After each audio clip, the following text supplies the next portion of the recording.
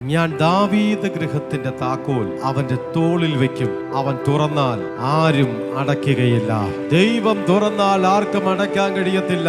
നൂറ്റാണ്ടുകൾക്ക് മുമ്പ് റോമൻ സാമ്രാജ്യത്തിന്റെ ഇംപീരിയൽ മുദ്ര പതിച്ച ഒരു കല്ലറ, ലോകത്തിലെ ഏറ്റവും വലിയ സാമ്രാജ്യത്തിന്റെ ഉടമസ്ഥരായിരിക്കുന്ന റോമൻ സാമ്രാജ്യം മുദ്ര ചെയ്തത് ആര് തുറക്കരുത് എന്ന് പറഞ്ഞ് ഒരു കല്ലറ സീൽ ചെയ്തോ. ഇന്ന് നമ്മുടെ ആരാധ്യനായിരിക്കുന്ന നസ്രത്തുകാരനായിരിക്കുന്ന യേശു ആ സീലിനെ പൊട്ടിച്ച് ആ കല്ലറയെ തുറന്നു. ഇന്ന് വരെയും ആരും അതിനെ അടച്ചിട്ടില്ല. ഈ നിമിഷം വരെ ആരും അതിനെ അടച്ചിട്ടില്ല. സുഹൃത്തേ, ദൈവം നിനക്ക് വേണ്ടി ഒരു വാതിൽ ദൈവം തുറന്നാൽ ഈ ലോകത്തിലെ ഒരു മാന്ത്രിക ശക്തികൾക്കും ഒരു മന്ത്രശക്തികൾക്കും ദുഷ്ടശക്തികൾക്കും മാനുഷിക ശക്തികൾക്ക് ദൈവം നിനക്ക് തുറന്നിരിക്കുന്ന വാതിലിനെ അടയ്ക്കാനായിട്ട് കഴിയപ്പെടത്തില്ല.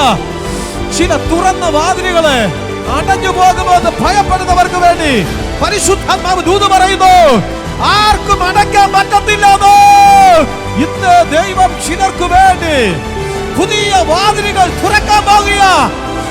ദൈവം പറയുന്നു, ഇതുവരെ തുറക്കാത്ത വലുതും സഫലവുമായ ചില വാതിലുകൾ ഈ ആഴ്ചകളിൽ സ്വർഗ്ഗം തുറക്കാൻ പോകുകയാണ്.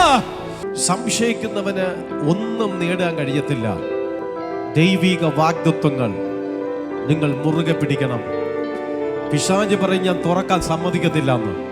ശൈത്താൻ പറയും നീ തുറന്നാലും ഞാൻ വീണ്ടും അടയ്ക്കുമെന്ന്. ഇന്നത്തെ വചനം മറന്നു പോകരുത്. അവൻ തുറന്നാൽ ആരും അടക്കത്തില്ല. ആരും അടക്കത്തില്ല. സ്വന്തം മനസ്സിനെ പഠിപ്പിക്ക്. ദൈവം എനിക്ക് വേണ്ടി തുറന്നത്, ദൈവം എനിക്ക് വേണ്ടി തുറന്നത് ആർക്കും അടയ്ക്കാൻ കഴിയത്തില്ല.